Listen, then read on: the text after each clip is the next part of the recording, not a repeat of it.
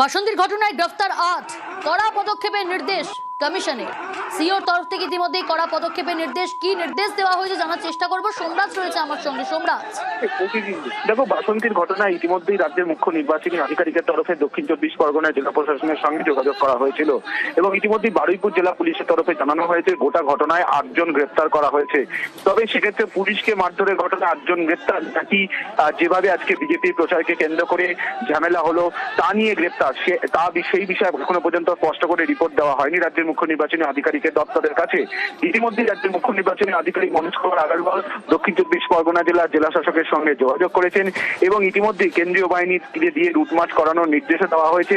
পাশাপাশি যারা অভিযুক্ত রয়েছে গোটা ঘটনা তাদের সবাইকে গ্রেফতার করার নির্দেশ রাজ্যের মুখ্য নির্বাচনী আধিকারিক মনোজ কুমার আগরওয়াল দিয়েছেন বলেই কমিশন সূত্রে খবর। বেশ,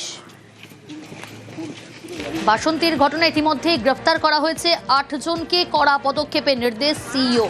রণক্ষেত্র বাসন্তী বাজার তৃণমূল বিজেপি সংঘর্ষে উত্তপ্ত হয় গোটা এলাকার। সংঘর্ষ ঠেকাতে গিয়ে আক্রান্ত পুলিশকে রাস্তায় ফেলে মার। বাসন্তী থানার এসআইকে রাস্তায় ফেলে বাঁশ দিয়ে এলো পাথারি মারের চোটে মাথা ফাটে এসআই সৌরভ গুহর। কোনো ক্রমে পালিয়ে বাঁচেন এসআই। বাঁশের আঘাতে মাথা ফাটে একাধিক পুলিশ কর্মীর। আগ্নেয়াস্ত্র দিয়েও আঘাতের অভিযোগ আহত পুলিশ কর্মীদের। পুলিশকে মারধরের ঘটনায় গ্রেফতার ৮।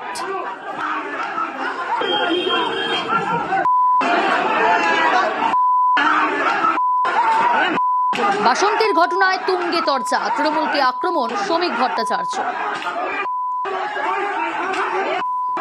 এবার বিজেপি যদি যেখানে শক্তিশালী পাল্টা বাইক ভেঙে দেবে, এটা তো খুব একটা কাজের কথা নয়। আমরা এই রাজনীতি বিশ্বাস করি না।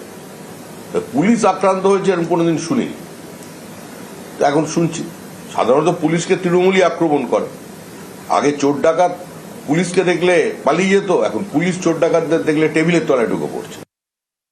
শ্রমিকবাবু কি বললেন সেটা ধর্তব্যের মধ্যে নয়, কারণ ওনারা এখন বুঝতেই পারেননি যে সারা বাংলা জুড়ে বিজেপির প্রতি কি জনরোষ তৈরি হয়েছে। এসআই কে কে মারলো সেটাও দেখতে হবে। বিজেপির লোক না এমনি সাধারণ মানুষ। তিনি যদি ইউনিফর্মে থাকতেন তাহলে একটা জিনিস, হলুদ গেঞ্জি পরেছিলেন, মানুষ বুঝতে পারেনি মানুষের জনরোষ হয়েছে বিজেপির প্রতি। নিউজ